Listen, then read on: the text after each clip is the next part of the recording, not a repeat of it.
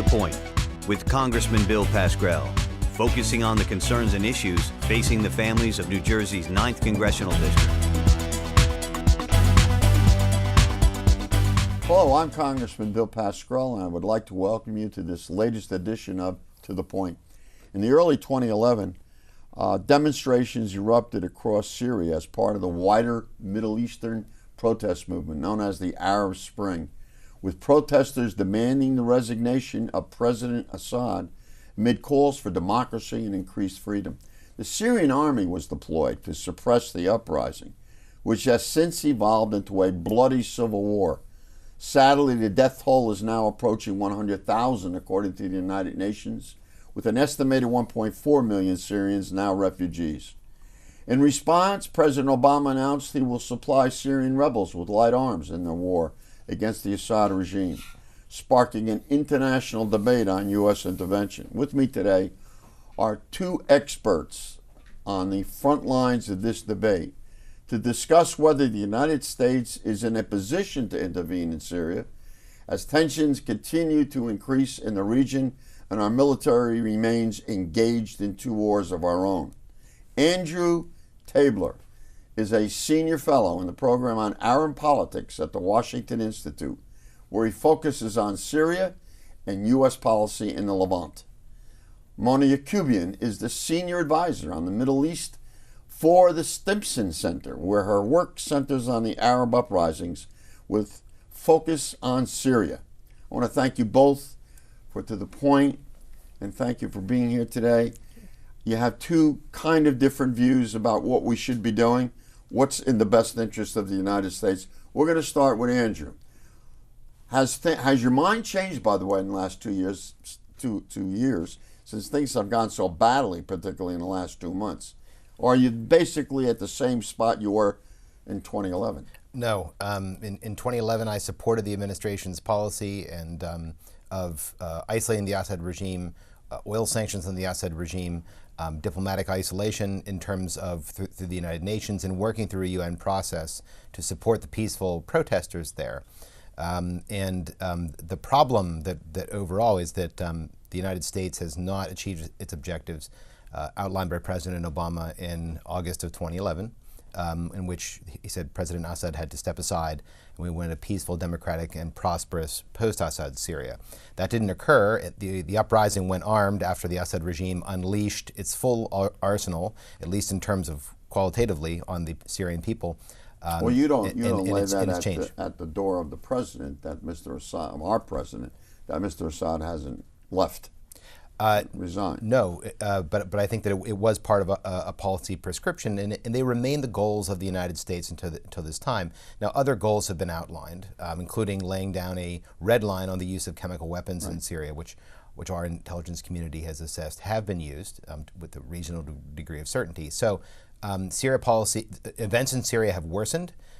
We're now looking at huge death tolls, very much akin to Bosnia, but in half the time. And so, therefore, I now advocate a more assertive approach to what's going on in Syria that involves U.S. intervention on a limited scale through defining the red line and enforcing it, safe areas, and working with the opposition. Do you think, Mona, going back to this red line, do you think there's convincing evidence to show that the Assad regime used chemical weapons against the diverse group we call the rebels? Right. Well, of course, I haven't had access to the evidence that they're using, but there is physiological evidence, and it's evidence that not only the United States believes that this was the case, but also several intelligence agencies, our allies in Britain, France, Israel, and Turkey as well. But they have a huge stockpile of chemical weaponry, Syria.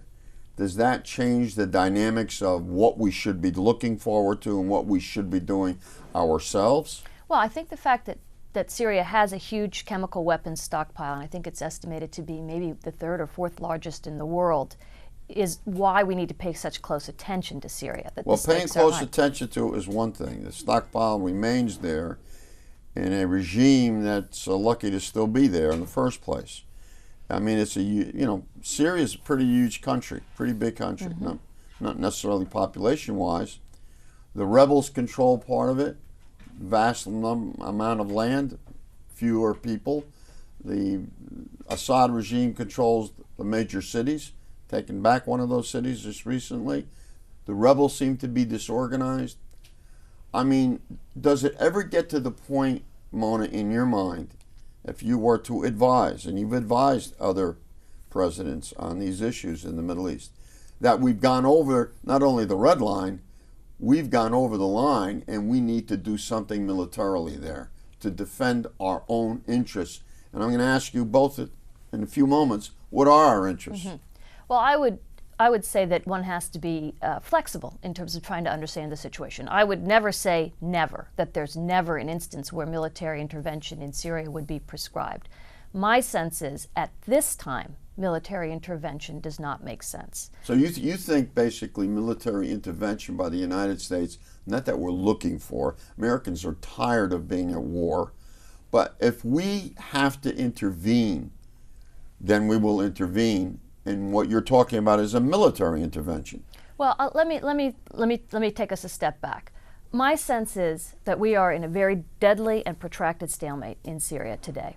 I think the regime has proven itself to be far more resilient, quite frankly, than any of us thought would be the case.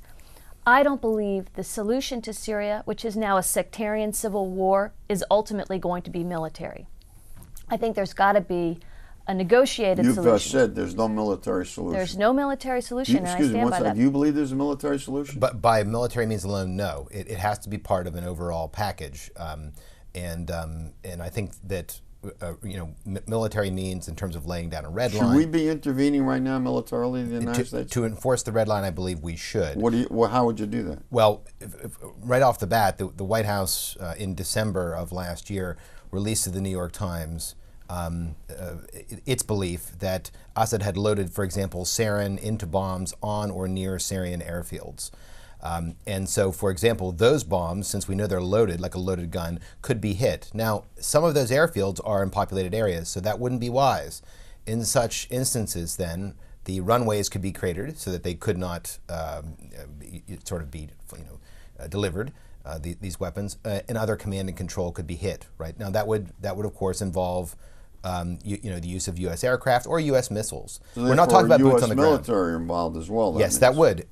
I think in terms of the announcement a few weeks ago about the enforcement of the red line, that the Obama administration had recognized that indeed Assad had used chemical agents. It's the first time that I can find anyone, and I'm willing to be proven wrong, that a U.S. president's ever actually laid down a red line and then through its enforcement wasn't direct military action. It was actually announcing that they would increase military support for the rebels. Did not use the word lethal because we were already supporting the rebels anyway through military means. Well, that's dubious. That's questionable. And when we say that we're supporting the rebels, how are we supporting the rebels? We're giving them light arms. Many of those arms, I don't think we are. Most of the arms have not been delivered. Right. Have not been delivered. And we know that the rebels are falling apart as it stands right. We just had a new leader for the rebel force, Jabbar. He's the new leader of the rebel force, yet the rebels are going in 15 different directions here. Al-Qaeda is involved in one area. These folks are involved. Hezbollah is fighting to protect the Syrian regime. Who do we give the weapons to, and how do we know that they're not going to be used? Hey, does this ring a bell? No, we're not going to use the weapons against us. Right. And which has happened time and time again. The American people are tired of hearing they were tired of hearing it in Iraq. Our weapons are being used against our guys and our gals, our sisters, our daughters, our brothers. How do we know that's not going to happen again? Well, listen, I think that's a very good point. That makes your point. You're making my point, and I appreciate it. Let me elaborate on it. I may not agree with it, but it makes your point. Let me elaborate, because I think it's important for people to understand this. My own sense is that arming is not the way to go, in part because of the point you raised. How do we know? How can we guarantee they don't end up in the wrong hands? Also, though, from a civilian protection standpoint, arming is probably the worst option. Funneling arms into a chaotic conflict zone, like that which is the case in Syria, puts civilians at greater risk. We've been talking about the refugee flows, which now are being compared to the same level as in the Rwandan crisis. But Mona, we could say that about every conflict, and therefore the United States can isolate itself and not get involved in anything. No. Now, there are some who believe that. You don't believe that, right, Andrew? Well, Or do you? No, I think that it's actually beyond just weapons, right? I mean, what the United States needs with the opposition is influence, right? And it needs influence because an enemy of the United States, the Assad regime, and it's supported by Tehran and by Hezbollah.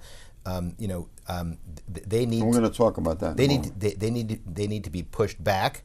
They need to be able to stop slaughtering civilians en masse, and they're doing that through conventional means. Now, the U.S. can provide weapons. It hasn't so far, only in a covert sense, really, but it hasn't so far. But there are lots of other things the United States could be doing to get influence with the rebels, including training, which is apparently about ready to be ramped up, providing intelligence, and a whole host of other measures. But that would be within the realm of lethal, right? And so that decision has yet really to be made. And so that's where we are at the moment. Now, that can get us influence with the opposition, who we would like to take over a post-Assad Syria. And it's the guys on the ground who are taking the shots, and unfortunately they're mostly guys, but not all in terms of the other areas of Syria, that are going to be calling the shots in the areas that are liberated from Assad's forces. Well, we got serious problems here, as you both have indicated. Hezbollah comes out of Lebanon, is joining the forces of President Assad to entrench him even further. We know that this revolution isn't going to end tomorrow morning. I mean, the rebels aren't going to decide that they're outgunned and outmanned and go home and hide in their tents. That's not going to happen, is it? No. We're going to continue. But isn't that part of our interest, Hezbollah? I mean, Hezbollah is out to destroy our allies in the Middle East. What does that say if we don't do anything? If we sit back and really it gets worse? Because it's not going to get better in and of itself, is it? No. I want you to hold there for a second. We're going to take a very brief break. We're going to come right back. Then I want you both to respond to that question. We all share a common journey. We wanted to serve our country, stand for something bigger than ourselves, and protect the things we love. Although we were ready to face any mission, help those in need, and make a difference, for some of us, coming home was more of a challenge than we expected.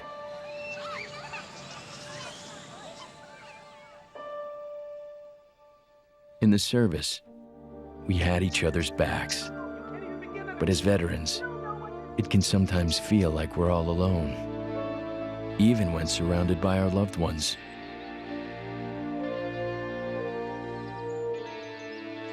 At the Veterans Crisis Line, we understand what you're going through, and we can help. It's your call.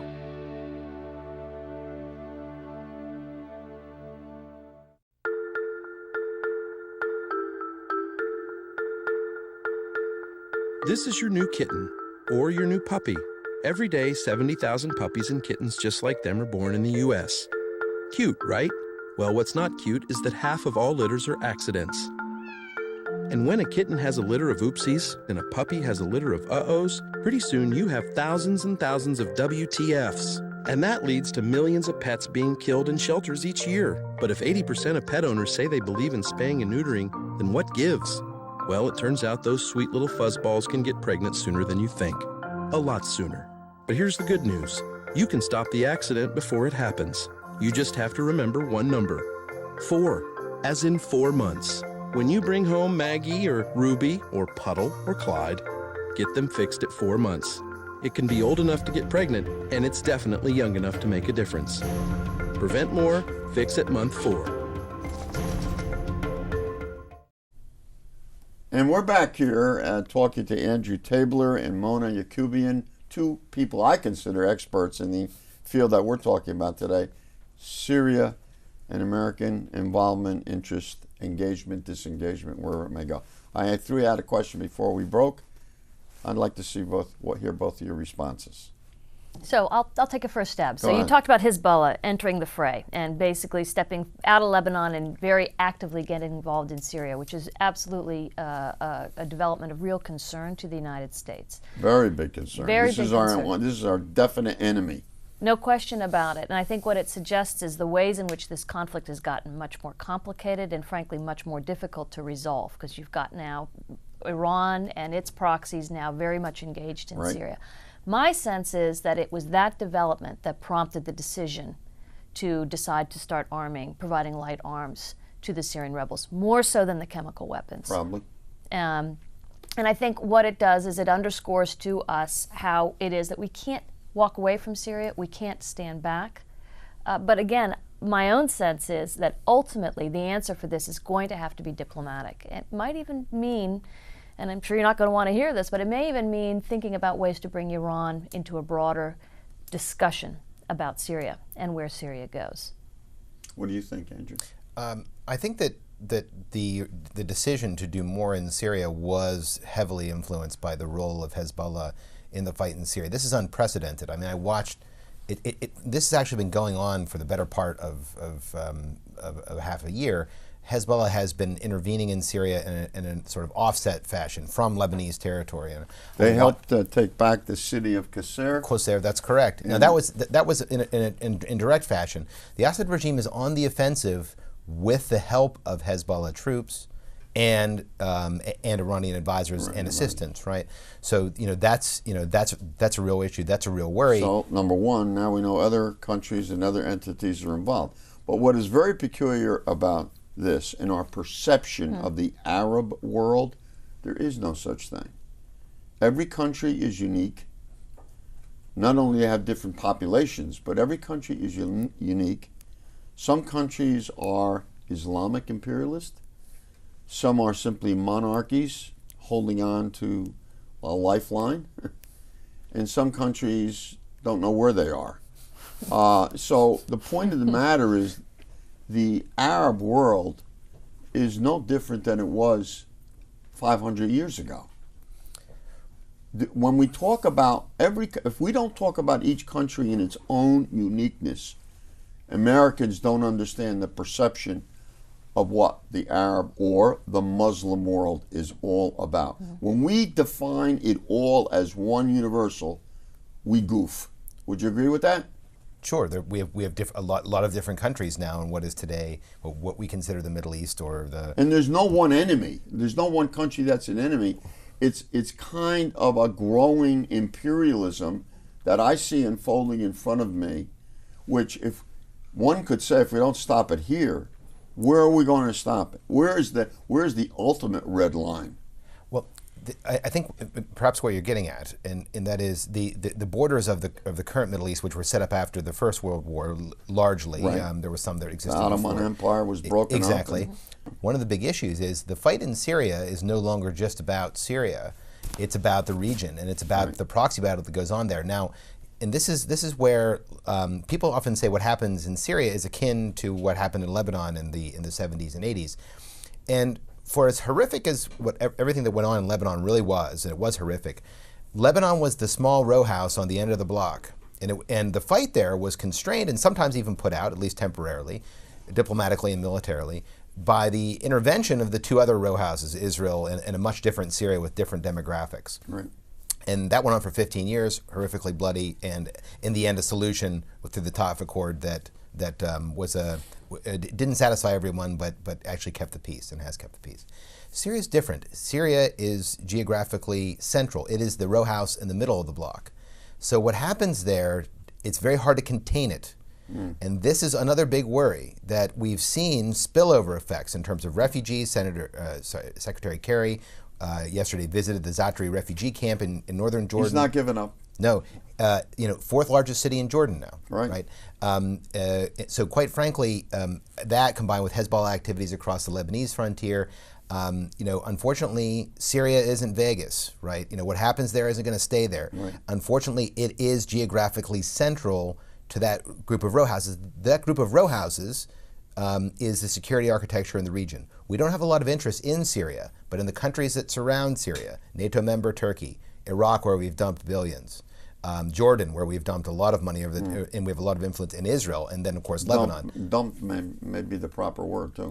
In some cases, unfortunately. Right. But anyways, we have a lot of investments around that in that security architecture. That also rubs up against our interests, and there are risks coming out of Syria because it threatens to increasingly spill over its borders and affect not only the borders in those countries, but the people who live there. What do you think about that? I totally agree. I mean, I think that's exactly right. I think that's why we've got to understand where this country is, where it's going. One thing I think we've got to bear in mind, though, is that what happened in Syria was part of this broader phenomenon known as the Arab Spring. And what is that about? It's about average people want democracy. Exactly. They want to be heard.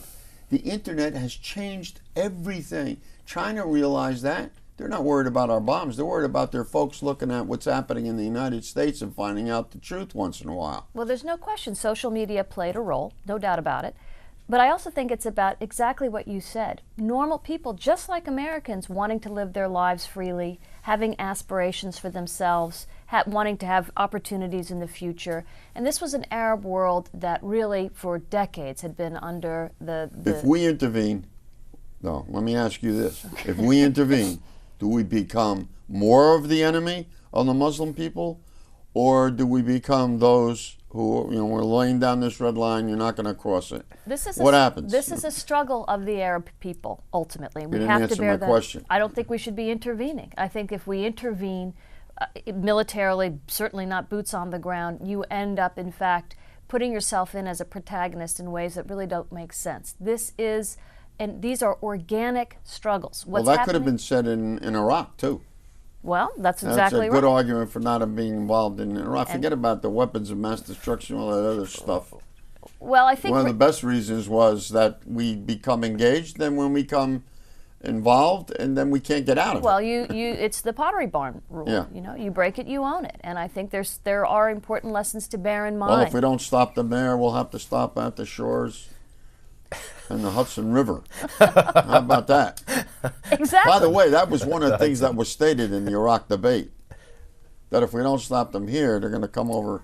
I mean, well, I think spillover is not likely to hit the Hudson directly, but one of the big worries is that in all the areas that Syria is now effectively broken into three parts, and we have the Assad regime-controlled area.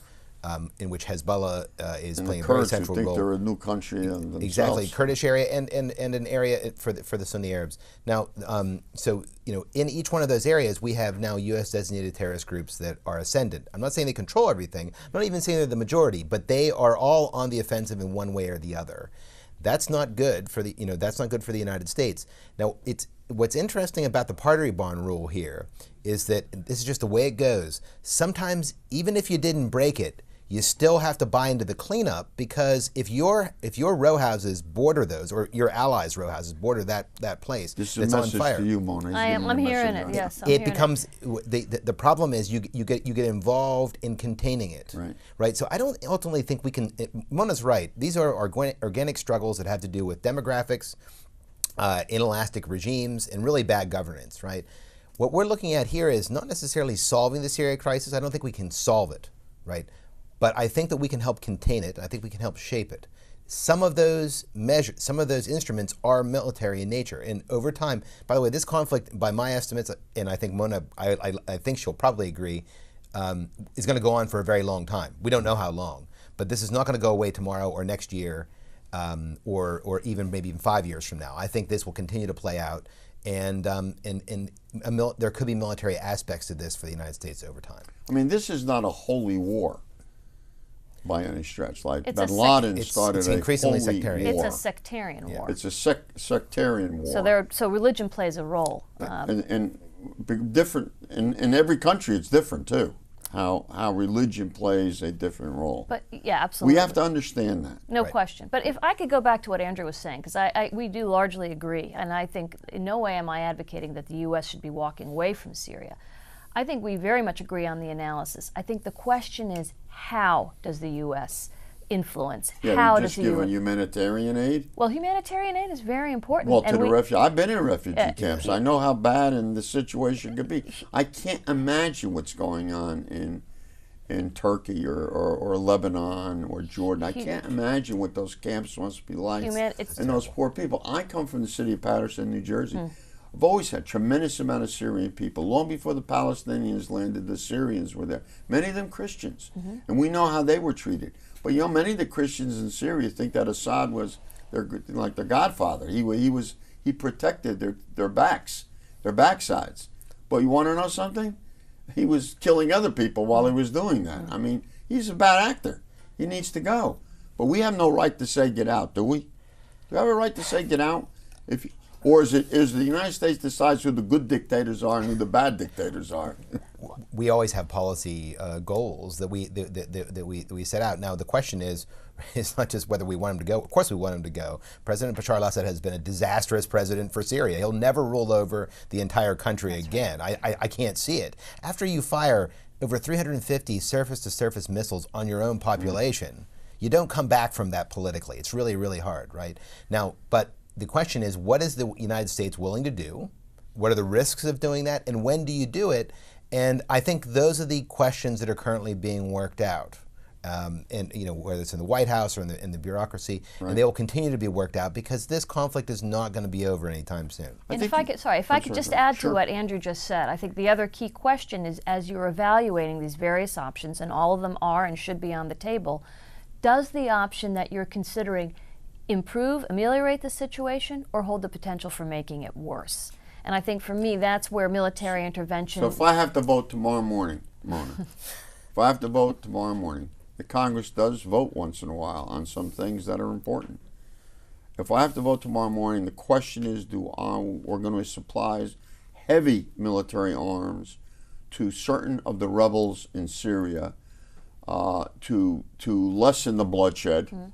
No, I don't see how that happens. An oxymoron. No, right. Do I vote yes or no? I think you should vote no. Well, how would you want me to vote? I think you should vote yes. Well, of course, it would depend on the details of what was outlined to you. Here we're talking about supporting the Supreme Military Council, which is the sort of armed affiliate of, of the Syrian opposition. Now, I would ask a lot of questions. We have a lot of Salafists which are inside of that organization.